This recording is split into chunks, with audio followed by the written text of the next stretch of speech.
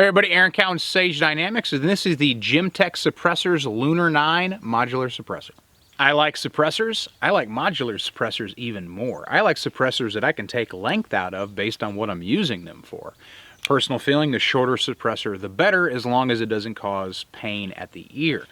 I don't use a whole lot of suppressors on handguns, but I do use a whole lot of handgun suppressors, if that makes sense. Using PCCs, pistol suppressors for that, and sometimes I do shoot pistol suppressors on handguns based on, you know, special purposes or what I'm trying to do. And I have used and owned Gemtechs in the past, still do, and they've made a very quality suppressor. I like the idea that they're offering the Lunar 9. Now, what am I getting with the suppressor? What I'm getting is a modular suppressor, meaning I can take length out of the suppressor based on what I'm trying to do with it. Generally, what you see as far as decibel ratings from the manufacturer is you only save a few decibels by going full length. So with most modular suppressors, what I generally do is take the extension out of them and then just lose it. Not lose it, but it's somewhere in the safe if I need it.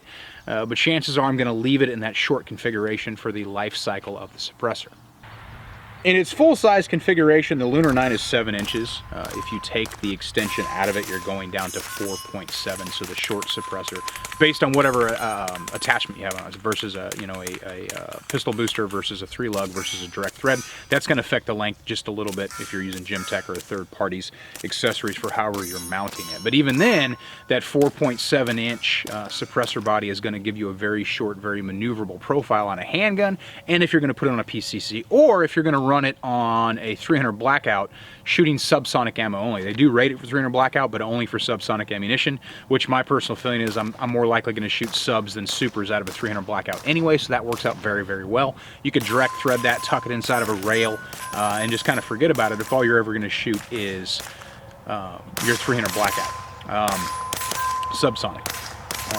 The tube material is 70-75 aluminum, which is pretty standard for pistol suppressors. You don't see a lot of pistol suppressors, but there are some out there made out of anything besides aluminum, like stellite or steel, but they do exist. Now there is an initial blast baffle, which is 17.4, and then all the other baffles in there are 70-75. Now I can break the can down and remove those baffles for cleaning purposes. And one of the departures this has from, say, if you're familiar, the GM9, is it's not a monocore. I'm back to baffles. I have a baffle stack. It's removable. Even if it gets kind of carbon locked in there, I can kind of knock them out of there with a wooden dowel. I can clean them up. I can reassemble them, put them back in the can, go right back to work. And one of the things I've always liked about Gemtech suppressors that are user serviceable is being able to use a ratchet to remove that end cap. I don't need a special tool, and it gives me a good friction point if the suppressor becomes carbon locked. I can use an oil wrench on one side, a ratchet on the other, and I can get that can apart without a lot of grief, which is something that can't be said for some of the other modular suppressors that are out there, where they're basically like, well, good luck. First thing I did when I got the Lunar 9 is a burn down. If you're familiar, 500 rounds as quickly as possible to see if I notice any issues with the product in question, in this case, the Lunar 9 9mm suppressor. So I'm going to do 500 rounds as quickly as possible to see if any problems developed. Here's your burn down.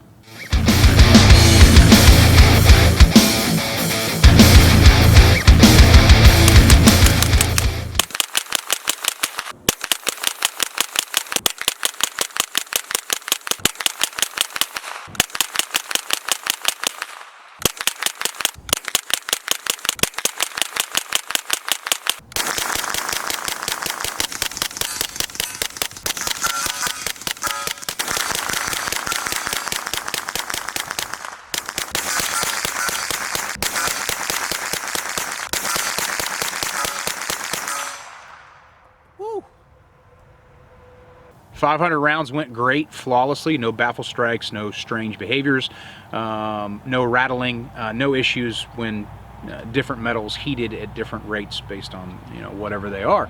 I did shoot it in the long configuration because that's kind of the default configuration, but I also spent a lot of time throughout the review process shooting the Lunar 9 in a shorter configuration. I used it on handguns, and I used it on quite a few different pistol caliber carbines / SMGs that I have, 3-lug and direct thread, to just get a basic feel for the overall performance of the Lunar 9. It's a really good can as far as, you know, simplicity goes. It's very easy, just based on Gemtech's design, the way that they approach it, to take off a direct thread and put on a 3-lug adapter, to take off the extension section and then remove the cap and put it back on and put it in its short configuration.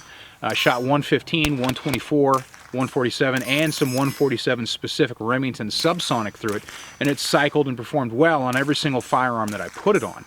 Pistol and the various SMGs like my B&T, Noveske Space Invader, Chris Vector, and my Shield Arms AR-9. It did really well. It's a good suppressor from that aspect. Now, what about the overall performance? Did I notice anything particular about the Lunar 9 that I haven't seen from other suppressors? It suppresses. It does what it's designed to do. I think it could have been, we could have changed a little bit of the tone necessarily if the body was not aluminum, if there was a little bit more wall there, a little bit more diameter. But that doesn't take away from it at all. It's still a really good tone, but in the short configuration, shooting 115, you can definitely notice it's in the short configuration. It's still bringing that sound report down below the pain threshold, which is what suppressors are for, what we want suppressors to do, but I would have liked to seen at least increased volume in the body of the suppressor, or a material besides aluminum add a little weight, a little more resonance to it when it came to the internal baffle chambers. So throughout the 2,000 round review process, I didn't experience any issues with the Lunar 9. It performed very, very well. Using it in low light, it has a very soft muzzle flash, even in the short configuration on varied ammos, 115, 124, 124 plus P like Gold Dot, and then that dedicated 147 subsonic. It's got a really good tone to it. Overall, I think it's a great improvement for the 9mm category versus what Gemtech has offered in the past. I'm not doing specifically a comparison video, but I am talking about the lineage of Gemtech suppressors. I think this is an advancement. It is an improvement over the monocore system. I like the fact that they've gotten back to baffles. I also like the fact that they put a lot of thought into that blast baffle instead of having every baffle be made out of aluminum.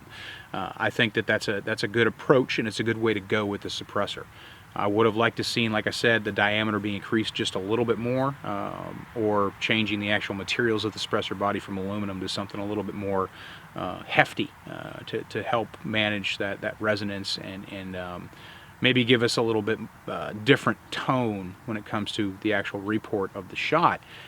That being said, it's a good suppressor, and it's going to come in at a really good price point, and it's a great place to go. And I like the fact that they have gotten away from the monocore and gone back to more of a traditional baffle stack. Sometimes you can reinvent the wheel, sometimes you can innovate, and sometimes what works works.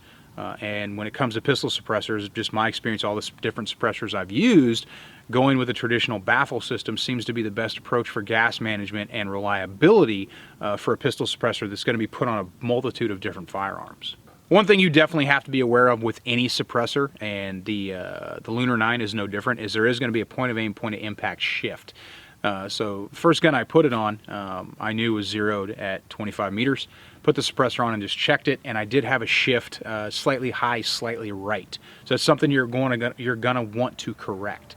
This is something that is unfortunate for people who shoot suppressors mainly on handguns, because if you have to change your zero, if you're using a red dot optic, it can be a little aggravating, because then you change the zero, but then you probably shoot the handgun more unsuppressed than you do suppressed. And this is another reason why I'm not a huge user of pistol suppressors, except for, you know, set aside a gun that can be dedicated for it if I have that ability. The fact that on a pistol caliber carbine or a submachine gun or a 300 blackout, I can put the suppressor on there, zero it for that suppressor, and just leave the suppressor on the gun if that's what the suppressor is for. I think the fact that this is 300 blackout rated and being able to put it in that short configuration on, say, a 9-inch 300 blackout would probably be the way that I would go with this particular suppressor. Even though it handles a handgun very, very well, I'm not usually going to suppress handguns except for very specific purposes. The modularity is great. Being able to clean the baffles out is great. The price point, the accessories that are available. So I think it's a very good multi-purpose 9mm suppressor that can also handle that subsonic 300 blackout. So if you're in the market for a new pistol suppressor, you want something that's very modular, something you can break down, something you can clean, and something that you can change the length on based on whatever you need it for, and that it's rated for not only 9mm, but 300 blackout, because that's something that more and more people are starting to look for.